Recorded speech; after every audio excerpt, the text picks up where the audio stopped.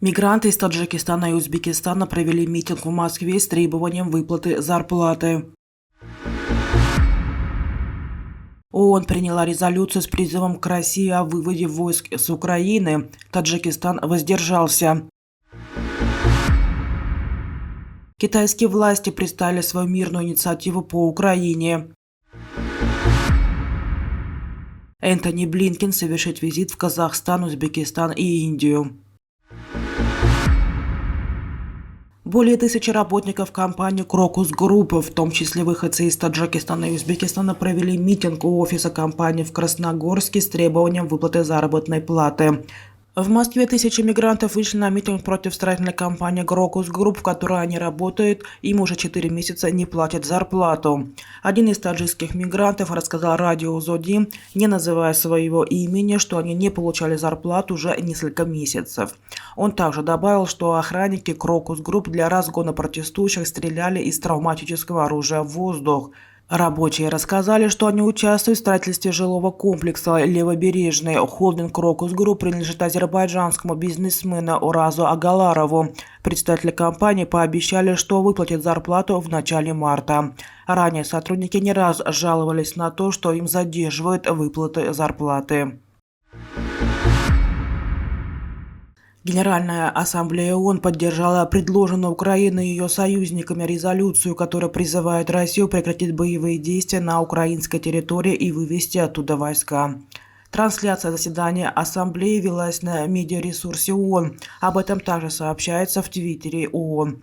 141 страна проголосовала за принятие документа, 7 против. Это Россия, Беларусь, Сирия, КНДР, Никарагуа, Мали, Эритрия. 32 страны воздержались. В их числе Таджикистан, Казахстан, Кыргызстан, Узбекистан, а также Китай, Индия, Армения, Иран. Как пишет «Европейская правда», резолюция основана на принципах формулы мира, которые президент Украины Владимир Зеленский представил осенью 2022 года на саммите Большой Двадцатки.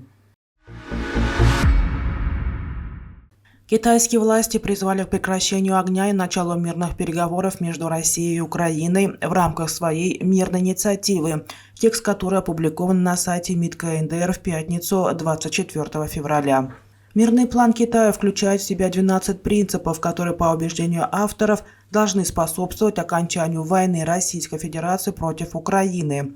Однако само слово «война» в документе не упоминается.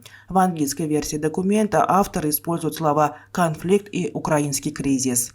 Кроме того, в тексте документа не затрагивают вопросы несогласия Украины с оккупацией ее территории России и не подвергаются критике никакие действия Российской Федерации.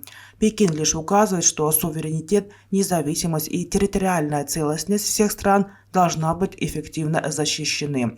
Сам же документ представлен в виде набора тезисов и озаглавлен как «Позиция Китая по политическому урегулированию украинского кризиса». Ожидалось, что КНР представит свой план на заседании Генассамблеи ООН по случаю годовщины российского вторжения в Украину, однако этого не произошло.